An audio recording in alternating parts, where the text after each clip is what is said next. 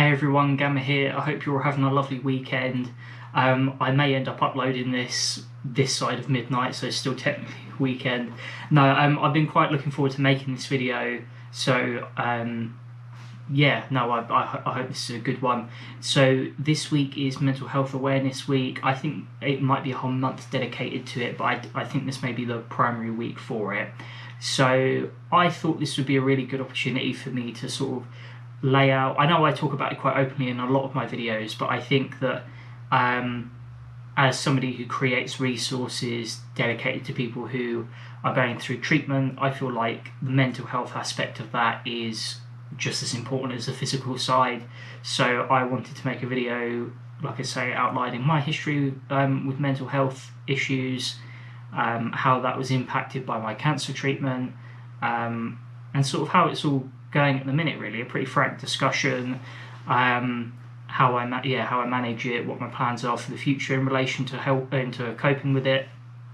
I just think that as someone who has the capacity to make these videos, I'm quite lucky that I have access to the tech to film these videos and share my experiences. I feel like it's incumbent on me to be pretty honest.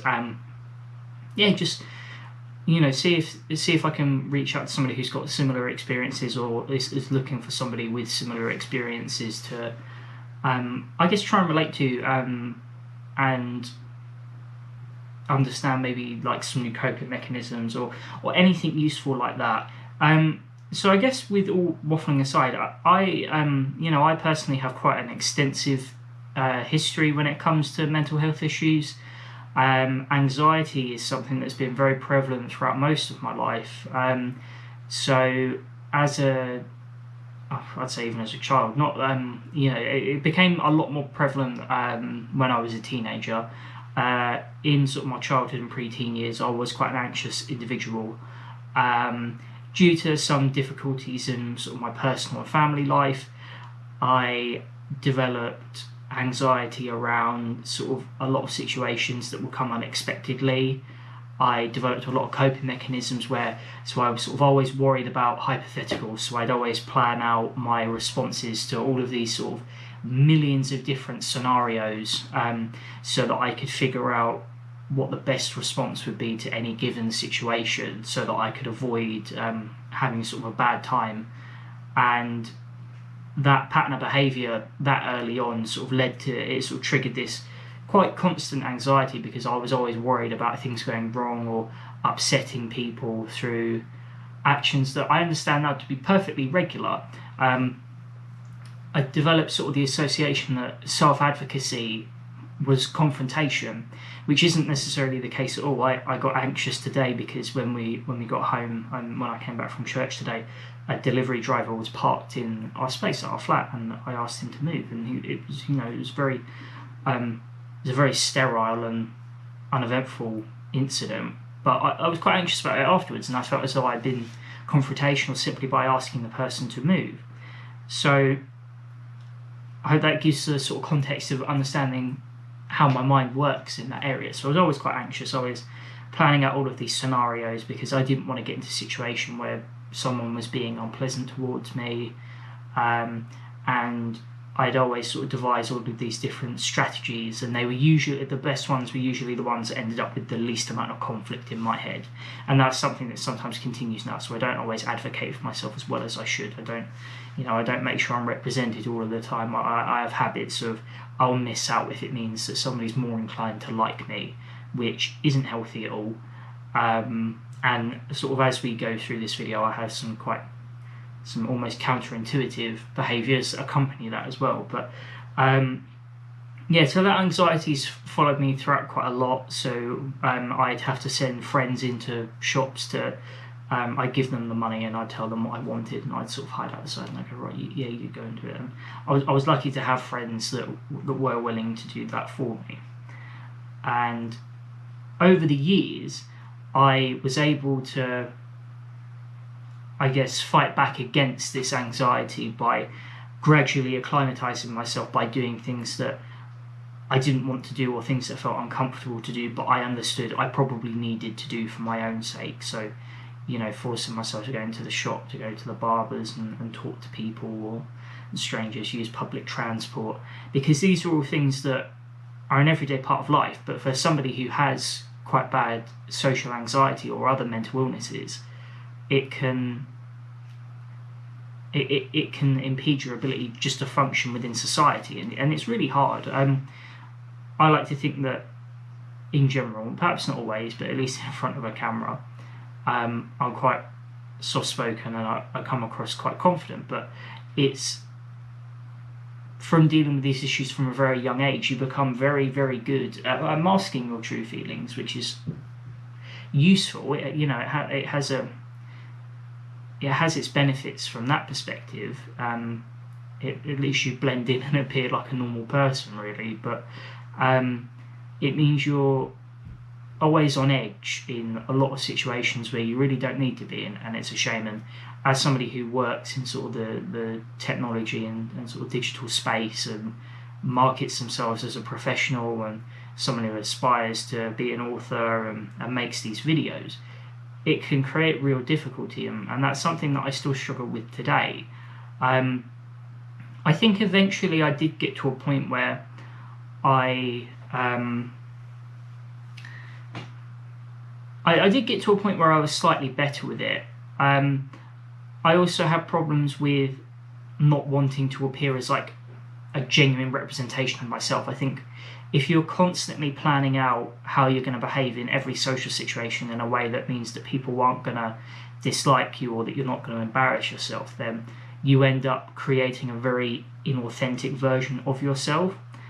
And there was a period of time where I realised that I sort of switched things around completely, where, rather than being completely non-confrontational to the point where people don't perceive you as any sort of threat or issue, I'd be, very, very highly disagreeable and oftentimes quite hostile to people who either meant well or would quite justifiably respond with their own agitation or aggression,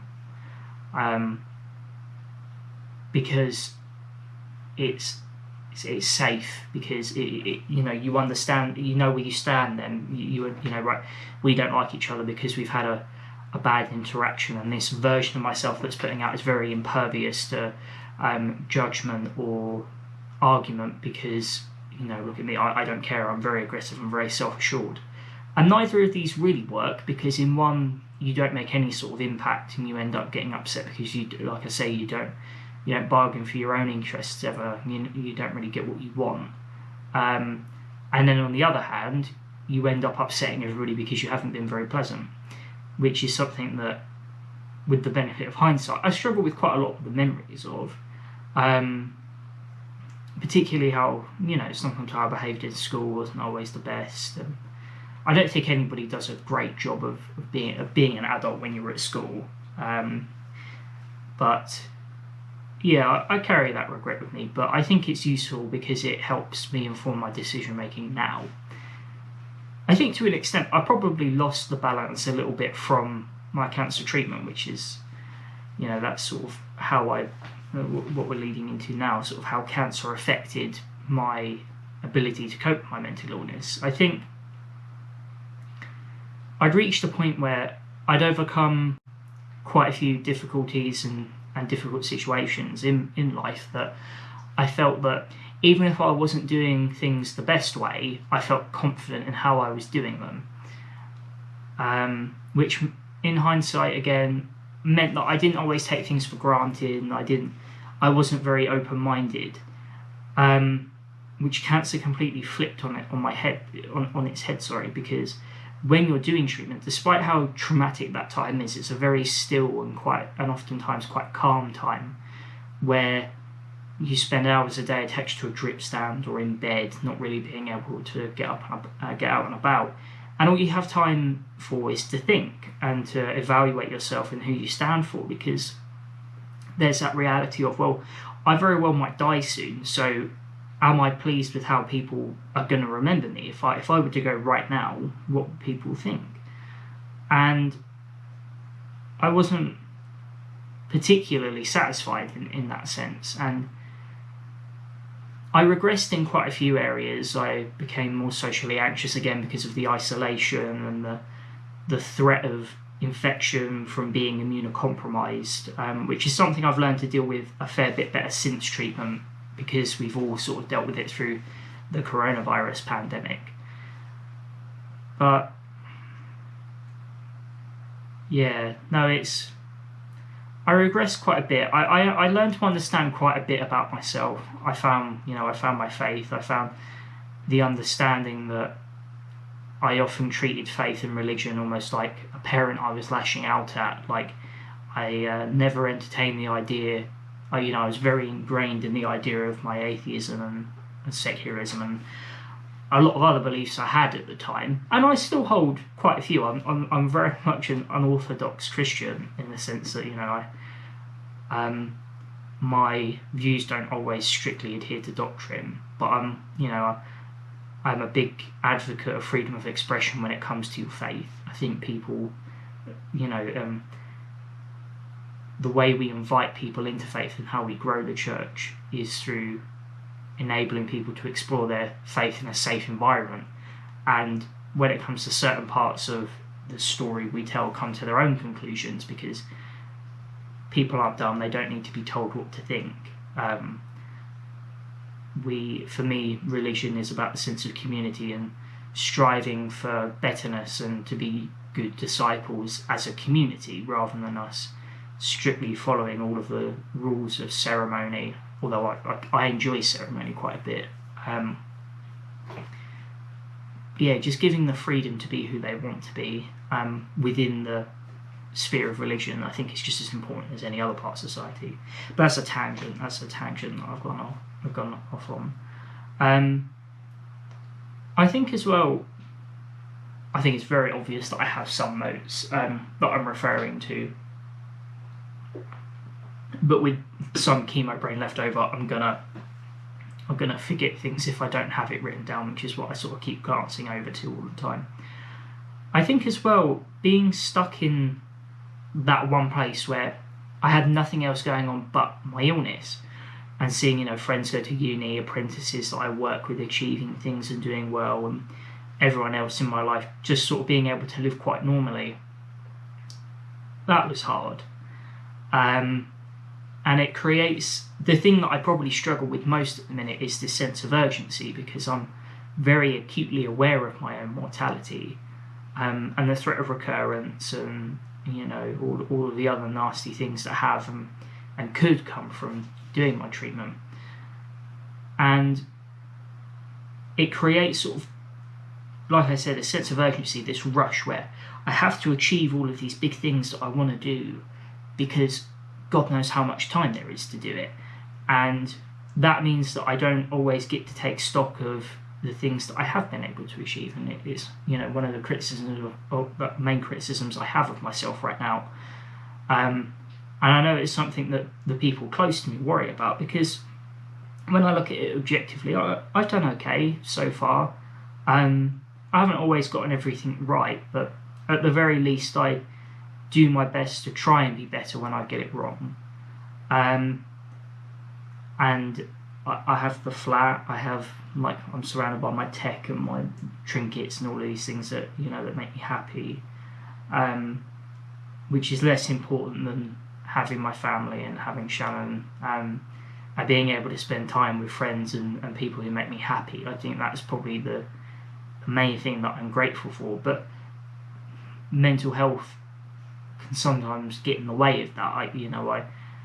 I do demonstrate some self-sabotaging behaviours where sometimes I don't do things that are important to me, or things that need to be done on a time-sensitive basis, because I get so worked up about it that I don't ever actually end up doing it, or I have this big rush beforehand, and then I do sort of this parade afterwards where I go, oh yes, I'm very sorry, which again makes me anxious, because I don't want to come across as unreliable. So I think that's something that, I've made a lot of progress when it comes to my mental health. I think managing my anxiety is slightly different these days. I do it through medication, same with my depression. I have my sessions with my therapist as well, which I find really helpful. I get to explore things in a safe space without the worry of sort of external judgment, I suppose. And then I have this space as well where I open up. This is where I sort of try and stimulate my open mind. Where on this space and the Instagram page, which again it's a social anxiety thing I do neglect by not posting it enough, because I'm always so worried about how I'll be received that I never end up making any content for people to have this impression of. This is sort of where I invite alternate views and experiences so that I can continue to learn, and that's sort of what I think is important about the internet in general. In terms of, I'm just looking through my notes again, I'm sorry. I think something that's important as well, so I have like a section on sort of how I manage my health and my mental health. So as well as my hobbies, with like sort of my collecting and my card games and my video games and that sort of thing, I find that planning for the future is a good one as well, because after treatment the future can feel it can escape you quite a bit. I feel like you're so worried about whether there will be a future that you end up not really doing much of what you want, what you aim for, like what you aim to achieve in the future. You end up not doing it because you're so worried about whether it will exist. So I think planning for it enforces its existence. It's like, well, of course there's a future because I'm going on holiday, I'm doing this trip, I'm buying this thing, I'm making this thing, I'm doing this experience. You tell the world and you tell yourself, I will be here at that time.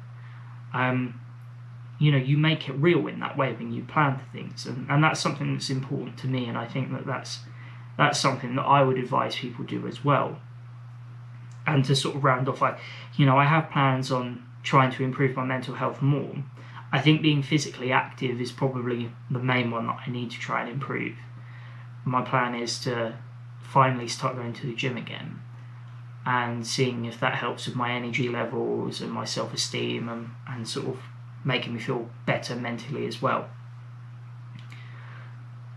And then, with sort of being physically active, the hiking thing that I'm planning through, and I swear my phone always goes off right when there's always one point where it always goes off in the middle of these. Sorry. So yeah, the hiking and all of these things to sort of get me out and about, doing some travelling and going and seeing a bit more of the world. I think making more content as well, I'm making a bigger variety of content is something that I plan to do as well. And I've sort of taken a hiatus from writing because work has been my priority at the minute. But I'd like to think that I could build up some more time where I can start working on that a bit more, and hopefully within the next year or two get something else out there. That'd be really good. That's the main goal. That's what I'm working towards, and that's my plan for the future. So I'm going to be here in 2 years. I'm going to have another book. That's going to be what I achieve at that time. I think that's everything I wanted to say, and I hope this has been useful. I hope that people who are struggling with their own mental health issues, I hope that even if this wasn't useful, I hope there are some good resources online that you find. I'm going to source some links and numbers in the description of this video that I hope help if you ever need to utilise them. And yeah, feel free to reach out on this page or on the Instagram page at Gamma Stories if you want to have a chat or have a further discussion on this, or it could be about anything. I'm terrible at replying though, so I am sorry for that. I take a while to do that because I freak out about answering my phone. I don't know why. Well, I do know why, but I'll be here all day. So yeah, I'm going to leave it there. I hope you enjoy the rest of your weekend, which by the time this comes out will probably be about 2 hours. So I hope that's nice. You'll probably be asleep, so you'll probably see this on Monday. I apologise for that. Yeah, and I look forward to the next video and seeing you all again. So yeah, take care everyone.